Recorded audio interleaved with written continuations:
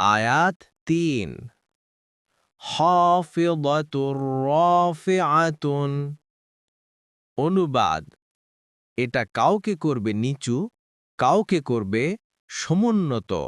যার ১ নং ফুটনোটের বিবরণ: নিচুকারী ও উঁচুকারী এর একটি অর্থ হতে পারে সেই মহা ঘটনা সবকিছু ওলটপালট করে দিবে, কিয়ামত ভয়াবহ হবে এবং এতে অভিনব বিপ্লব সংঘটিত হবে।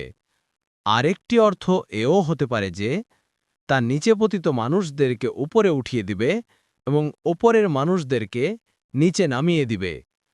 আরেকটি অর্থ হচ্ছে যে সেই মহাসংবাদটি দূরের কাছের সবাই শুনতে পাবে।